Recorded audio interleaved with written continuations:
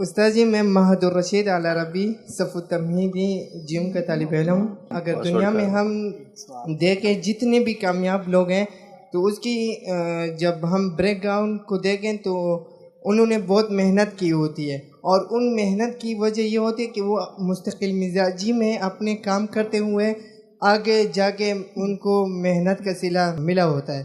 تو یہ مستقل مزاجی کس طرح اس پر پورا اترے، کیونکہ ہم ٹائم ٹیبل بناتے ہیں وہ ایک ہفتہ 2 ہفتے چل جاتے ہیں، اس پھر خراب پھر ایک. لیکن میں یعنی میرا سوال یہ ہے کہ اسی پر ہم اسی مستقل مزاجی اس طرح بنائیں کہ یہ ہمارا ڈیلی روٹین میں عادت بن جائے، اور اسی طرح جو ہمارے اکابرین ہیں اور اسی طرح کامیاب ہو جائیں. یہ بہت اچھا سوال ہے اس حوالے سے کہ ہر طالب علم تقریباً اس سے دو چار ہوتا ہے.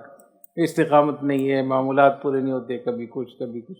تو یہ کوشش جاری رہنی چاہیے. جب آدمی کوشش کرتا ہے تو کوشش کے نتیجے میں وہ اس کو اللہ تعالیٰ توفیق بھی اس کو دیتے ہیں، اس کو اللہ طاقت بھی دیتے ہیں. اگر آپ 10 کلومیٹر چلنا چاہیں تو پہلے دن نہیں آپ چل سکیں. پہلے دن آپ آدھا کلومیٹر چلیں گے. کوشش کرتے کرتے ایک دن ضرور آئے گا کہ آپ 10 کلومیٹر چلیں گے. جن طلباء نے قرآن حفظ کیا ہے وہ شروع میں 2 آیتیں ان کو یاد کرنا مشکل ہوتا ہے، لیکن جب کرتے رہتے ہیں تو اس میں استعداد بڑھتی جاتی ہے. تو یہ جو آپ کوشش کرتے ہیں پھر گر جاتے ہیں پھر کوشش کرتے ہیں، یہی چیز آپ کو آگے انشاءاللہ بڑھائے گی. نہ چت کر سکے نفس کے پہلواں کو، نہ یوں بھی ہاتھ پاؤں ڈھیلے نہ ڈالے. ارے اس سے کشتی ٹھنی عمر بھرتی، کبھی تو دبا لے کبھی وہ دبا لے. یہ جو ہے نا یہ کشتی جاری رہنی چاہیے، نفس کے ساتھ کشتی جاری رہنی چاہیے. آپ کپڑا پہنتے ہیں جمعے کے دن، اگلے جمعے تک میلا ہوتا ہے نہیں ہوتا؟ میلا ہوتا ہے.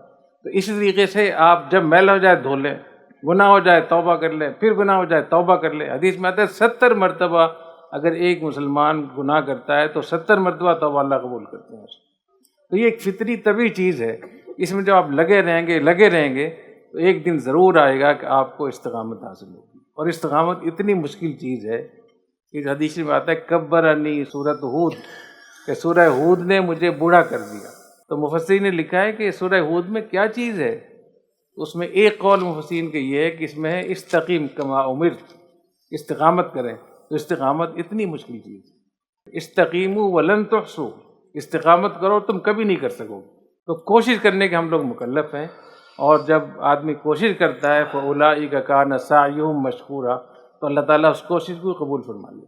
تو اگر آپ نے ساری عمر کوشش کی لیکن آپ کو استقامت حاصل نہیں ہوئی تو کوشش پر تو استقامت ہونی چاہیے نا.